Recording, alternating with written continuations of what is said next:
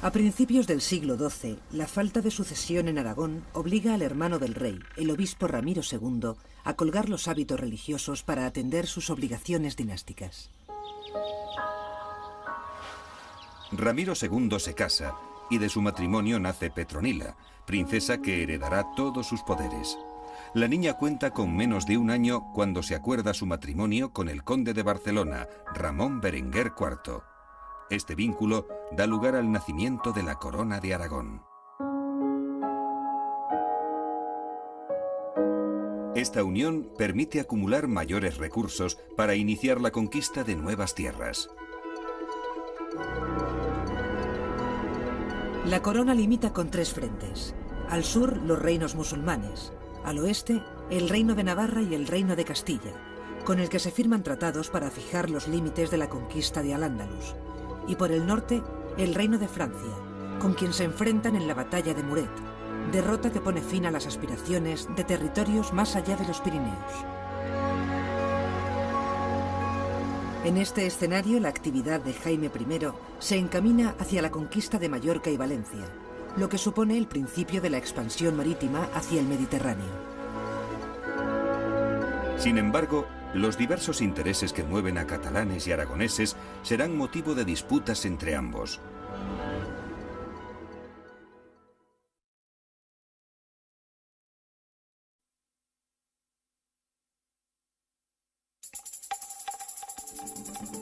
Jaime I, llamado el Conquistador, asienta las bases de la futura grandeza comercial de la corona. El primer objetivo es Mallorca.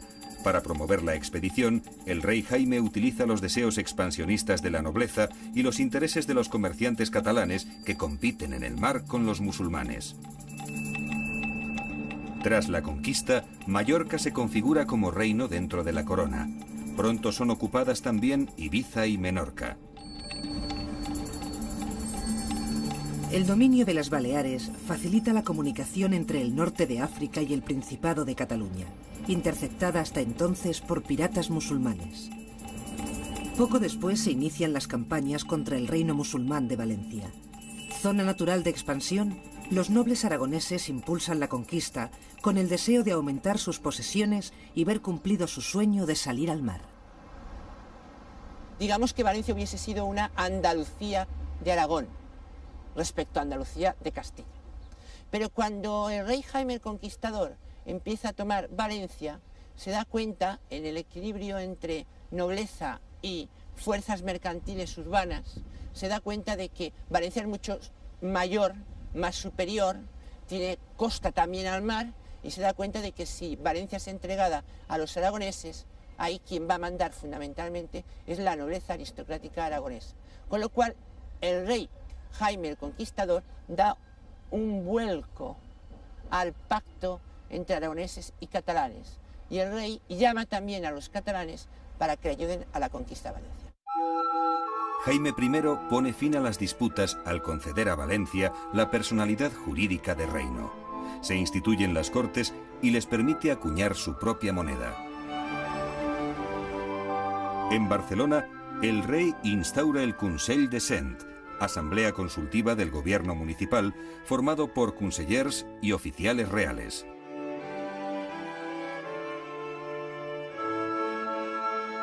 El Consell cuenta con representación de los distintos grupos sociales, ciudadanos honrados, mercaderes y menestrales, que suelen agruparse en gremios.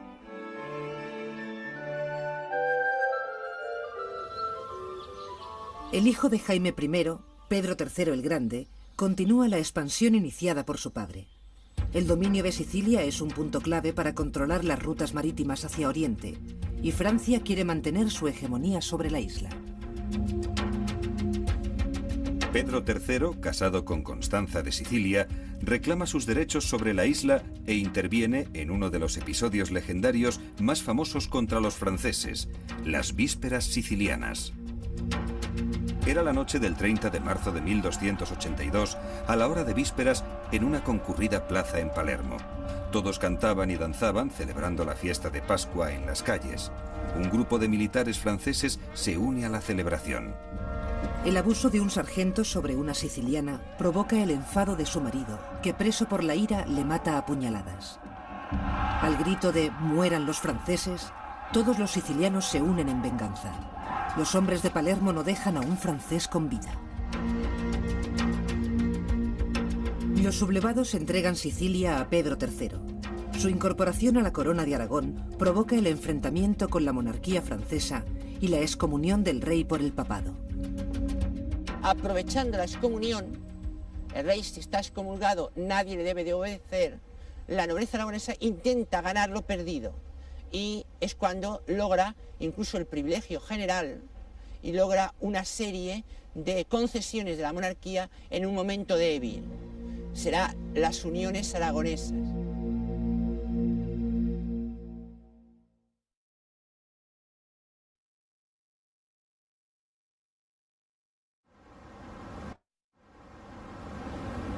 La palabra al-Mugábar es de origen árabe y significa los que van en ruta. Con este vocablo se designa a las tropas mercenarias de la Corona de Aragón que luchan en el Mediterráneo. Su vida está ligada al mar y, alejados de las urbes, forman parte de las filas de la Compañía Catalana. Son campesinos que abandonan sus tierras, mercaderes arruinados, vagabundos o aventureros que se ponen bajo las órdenes del comandante Roger de Flor. Se convierten en un grupo de ataque que casi con táctica de guerrillas acosan a las poblaciones, las someten a pillaje y todo lo que recaudan pues normalmente es botín que se reparten. La búsqueda de un beneficio propio les llevaba a actuar por libre, se convirtieron en una pesadilla para las poblaciones de Oriente, para las poblaciones bizantinas y bueno, realmente las conquistas que iban haciendo, la única manera de mantenerlas era ponerlas bajo la obediencia regia y ellos optan por ponerlas bajo la obediencia del rey de Aragón. Las expediciones de los almogávares dan lugar a la creación de los ducados de Atenas y Neopatria, que por un tiempo corto se anexionan a la corona.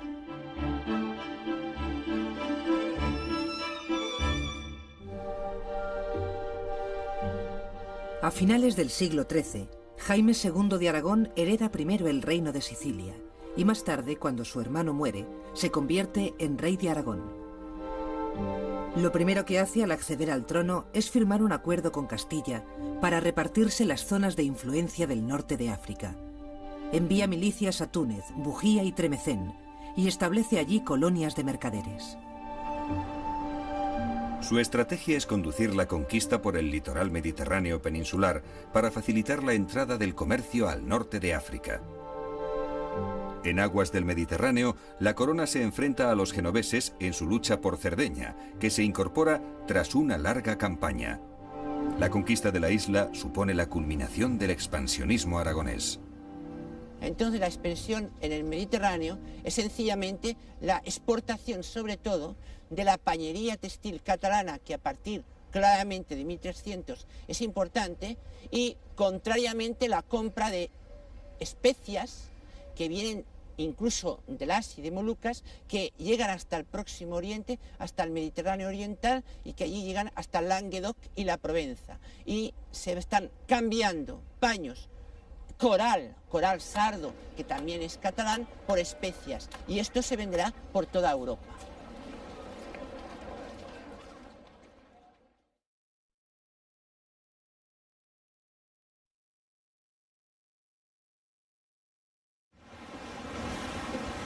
En el mundo medieval, el transporte marítimo ofrece mayores ventajas sobre el terrestre. Llega más lejos en menos tiempo y permite transportar una mayor cantidad de mercancías.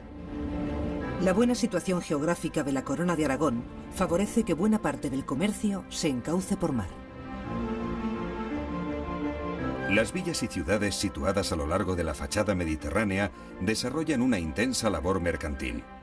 Desde los grandes puertos se forma toda una red comercial de mercados rurales y ferias a las que acuden numerosos mercaderes en busca de beneficio. Con el fin de llevar a cabo sus empresas, los mercaderes se asocian para lanzarse al gran comercio y repartir pérdidas. Una de las asociaciones más típicas es la comanda, que vincula a un capitalista y a un mercader.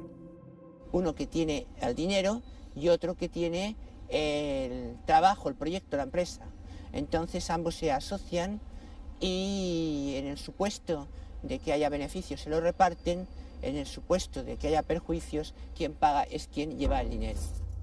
Asociaciones de mayor envergadura son las compañías, en las que varios socios acuerdan, durante un periodo de tiempo, realizar operaciones en los distintos puertos que cuentan con representantes.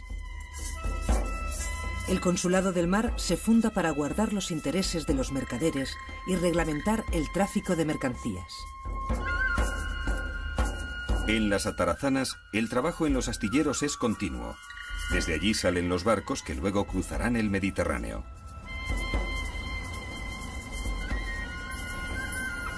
Todavía hoy podemos encontrar, a lo largo de la costa mediterránea, pequeños astilleros familiares dedicados a construir y restaurar embarcaciones tradicionales como los bots y yachts.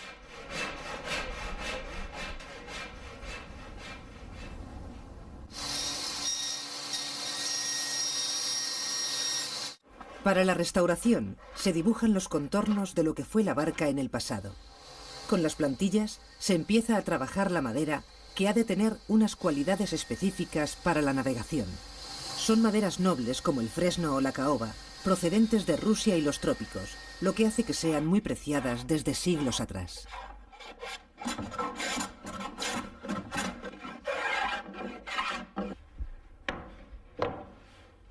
Muchas de estas embarcaciones navegan con vela latina, que es una de las formas más antiguas que se conocen de navegar. El aparejo consta de un solo mástil con una vela triangular, que da mayor rapidez que las embarcaciones a remos. Sobre dos piezas de madera solapadas, llamadas forcas y antena, la vela se va atando con cabos para después tensarla. Las embarcaciones con vela latina permiten la navegación contra el viento y requieren una gran destreza e intuición marinera en los virajes. Por ello, la vela latina todavía ejerce una fuerte atracción en los navegantes. La galera y el yeny, tradicionales en el Mediterráneo, empiezan a compartir estos mares con la coca y la nao, de tradición atlántica. Su gran capacidad de carga las hace más adecuadas para el transporte de mercancías voluminosas como cereales, ganado y madera. El intenso comercio marítimo y la formación de rutas comerciales provocan una gran diversidad de monedas en circulación. Surge la figura del cambista, se empieza a aceptar dinero en depósito y aparece la letra de cambio. Mercaderes y hombres de negocios se convierten en verdaderos banqueros. Nace así un patriciado urbano compuesto por las familias de los mercaderes enriquecidos. Asumen el título de ciudadanos honrados y representan una fuerza social y económica que no será bien vista por la nobleza.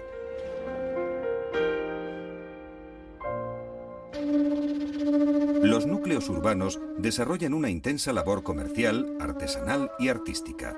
Surgen los gremios, conjuntos de personas que ejercen el mismo oficio de una forma reglamentada. El gremio ya es una agrupación que, aunque siga manteniendo ese recuerdo de lo religioso y de la colaboración social, sobre todo lo que defiende es la protección del oficio, evitar la competencia.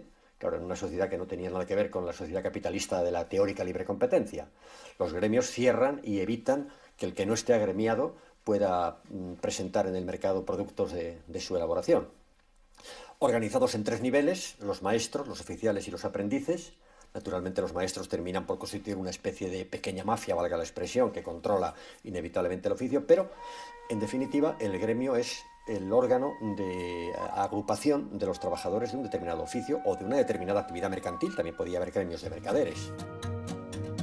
En las ciudades de la corona, sobre todo en Barcelona, la mayoría de la población pertenece a uno de estos oficios. Su jornada laboral alcanza las 9 o 10 horas y su producción se destina tanto al mercado interno como a la exportación.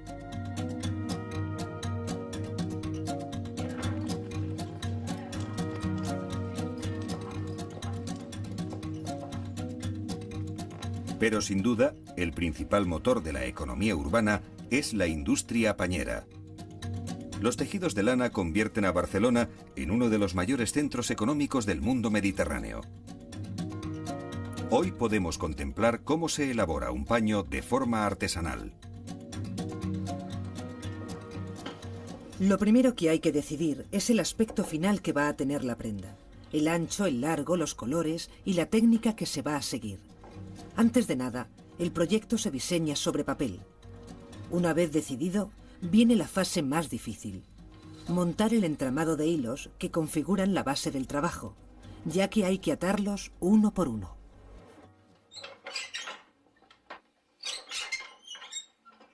El pedaleo determina el juego de hilos del telar. El proceso de fabricación consiste en entrecruzar la hebra con la lanzadera de izquierda a derecha y viceversa, y así sucesivamente. Cada pase de lanzadera se repasa con un peine y va a determinar el calado del tejido.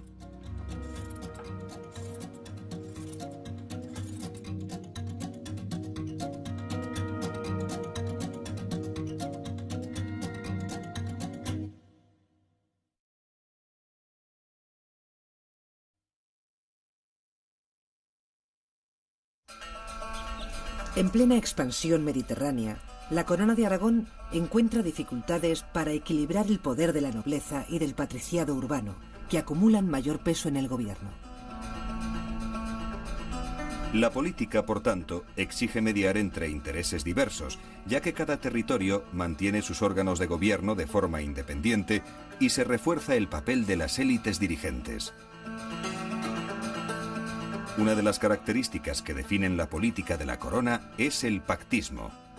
Pactismo da a entender que en el caso de la Corona de Aragón los reyes no podían actuar de forma tan autoritaria como en otros territorios, como en la propia Corona de Castilla, porque los sectores fuertes, entiéndase la alta nobleza, entiéndase el alto clero y el patriciado de las grandes ciudades, sobre todo de Barcelona, llegó a alcanzar la suficiente fuerza como para exigir al rey que antes de tomar medidas buscara una especie de consenso con ellos. Eso se llama pactismo, una especie de acuerdo, pero claro, no hay que interpretarlo en un sentido tampoco de avance democrático, porque es pacto con los poderosos, no con las clases populares, el campesinado, los modestos trabajadores de las ciudades.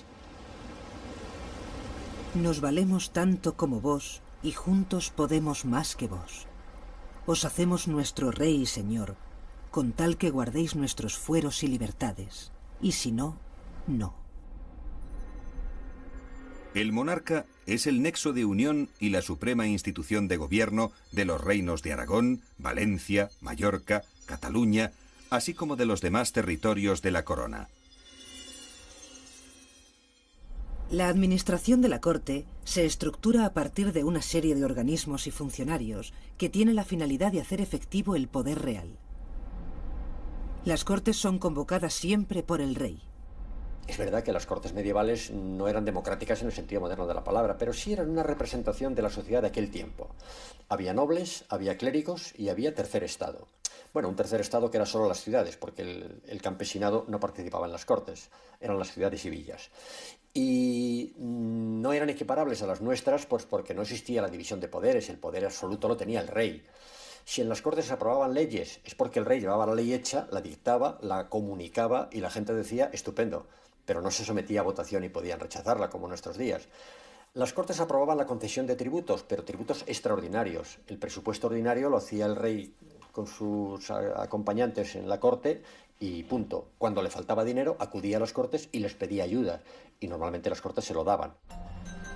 En el Principado, las Cortes catalanas crean un organismo que será copiado por el resto de estados, la Diputación, comisión permanente cuya función es velar por el cumplimiento de las decisiones que se han tomado en las Cortes. Este organismo tomará el nombre de Diputación del General y más tarde será conocida como Generalitat.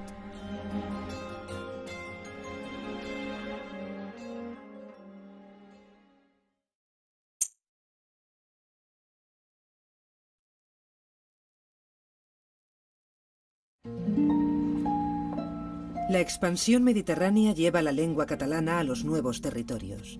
Se cultivan todos los géneros, y la literatura medieval catalana alcanza su máxima expresión con las obras de Ramon Llull y Ausiàs March.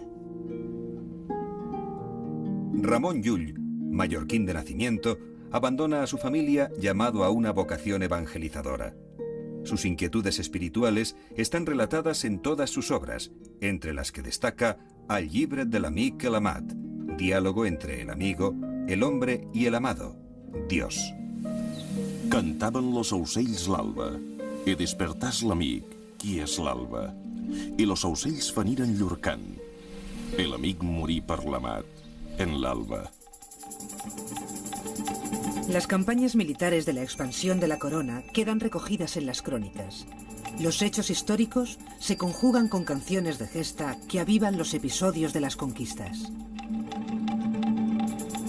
En el siglo XV, el valenciano Joanot Martorell escribe Tirant lo Blanc, una historia de aventuras que recoge el ideal caballeresco de la época situado en el escenario del Mediterráneo oriental.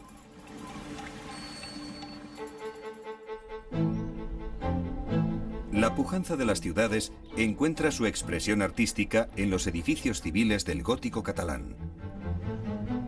En Barcelona se edifica el Palacio de la Generalitat y el Ayuntamiento, que acoge a los organismos municipales.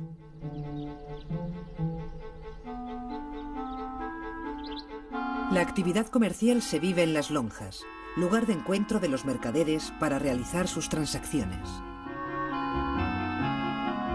Las edificaciones religiosas dejan buena muestra de su belleza en la iglesia de Santa María del Mar, construida con fondos donados por comerciantes y armadores, y en las catedrales de Girona, Mallorca y Barcelona.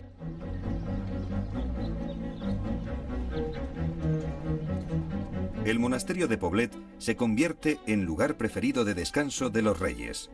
Alfonso V manda construir la capilla de Sant Jordi para conmemorar la conquista de Nápoles. En esta ciudad levanta el Castell Nuovo, monumental obra y residencia del soberano. En el campo de la pintura, la figura humana se representa estilizada y con posturas galantes.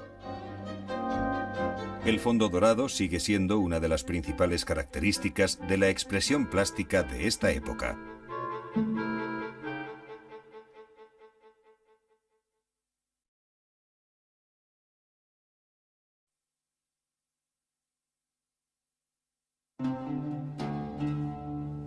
A principios del siglo XV, la Casa de Barcelona queda sin heredero y las Cortes asumen el gobierno durante 2 años. La sucesión se decide en el castillo de Caspe. Allí se reúnen aragoneses, valencianos y catalanes, y la elección recae sobre un trastámara. Fernando I de Antequera, regente de Castilla, es coronado rey en Aragón. Su hijo, Alfonso V el Magnánimo, centra su interés en el exterior y retoma la política mediterránea. Tras la conquista de Nápoles, hereda Milán e intenta adentrarse en Génova, pero su sueño imperial no llega a completarse. Junto con su amante, Lucrezia de Alaño, Alfonso crea una nueva dinastía en Nápoles, de donde nunca más vuelve a salir. El monarca se rodea de una corte de humanistas y artistas como Van Eyck y Donatello, y convierte Nápoles en la capital de la corona aragonesa. En una época de esplendor cultural, la ciudad vive los primeros tiempos del Renacimiento italiano. Durante el reinado de Juan II, hermano y sucesor del Magnánimo, estalla la Guerra Civil Catalana. Las secuelas de la peste que asola Europa provocan en el campo la sublevación de los campesinos, que reivindican la abolición del impuesto de remensa. Este impuesto, recogido en el Llibre dels Usatges, es el tributo que deben pagar a sus señores los payeses que quieran emigrar y abandonar las tierras. Los campesinos menos favorecidos, ellos formaron un verdadero núcleo de rebeldía y de movimiento antiseñorial con una proyección de lucha de clase que iba más allá. Ellos querían abolir la remensa y que fueran las tierras entregadas a los campesinos, es decir, mucho más radicales en su propuesta.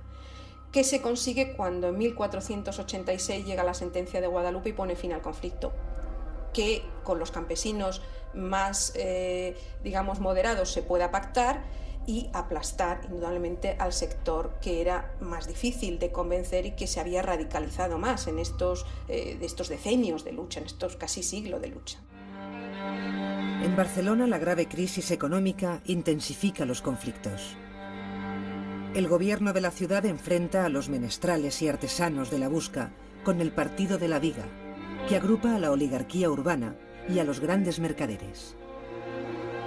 Estos años de debilidad económica y política provocarán que en el momento de la unión entre Fernando de Aragón, hijo de Juan II, e Isabel de Castilla, la corona de Aragón haya perdido buena parte del esplendor que había gozado anteriormente.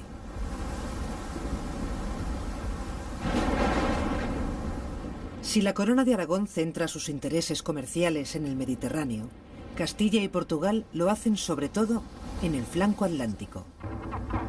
Numerosas expediciones de reconocimiento parten con rumbo a las Islas Canarias, territorios apenas explorados por los castellanos.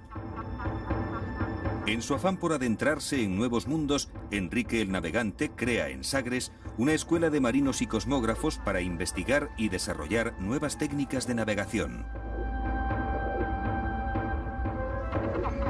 Los portugueses diseñan mapas para bordear el continente africano en barco y describen las técnicas de navegación en el hemisferio sur, que serán decisivas para la ocupación de Ceuta, Madeira y las Azores.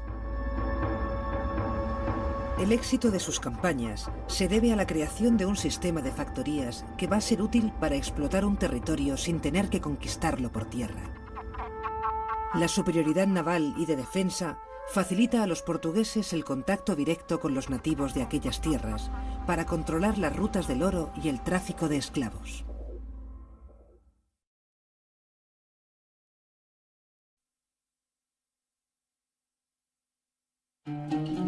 La expansión de la Corona de Aragón trae consigo el dominio de nuevos territorios en el Mediterráneo. El control sobre Sicilia, Nápoles y el norte del continente africano configuran un eje estratégico para el desarrollo comercial, que constituye la verdadera riqueza de la corona aragonesa. Dio condes a Provenza, también duques a Atenas, y por bandera a España de la suya un jirón. Nunca cruzó del mar las anchuras serenas un pez que no luciese las barras de Aragón. La unión con Castilla asienta las bases de la posterior expansión ultramarina. A finales del siglo XV, los reyes católicos abrirán su reino a nuevos horizontes oceánicos y llegarán hasta las tierras americanas.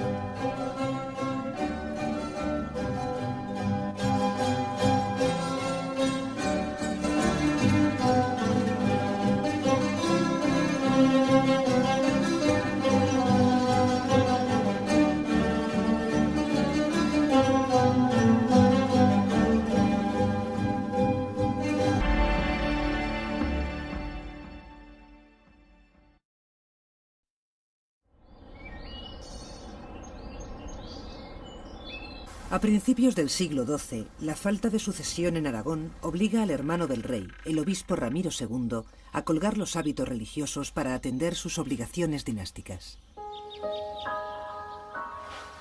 Ramiro II se casa y de su matrimonio nace Petronila, princesa que heredará todos sus poderes. La niña cuenta con menos de un año cuando se acuerda su matrimonio con el conde de Barcelona, Ramón Berenguer IV. Este vínculo da lugar al nacimiento de la Corona de Aragón. Esta unión permite acumular mayores recursos para iniciar la conquista de nuevas tierras. La corona limita con tres frentes. Al sur, los reinos musulmanes. Al oeste, el reino de Navarra y el reino de Castilla, con el que se firman tratados para fijar los límites de la conquista de Al-Ándalus. Y por el norte, el reino de Francia.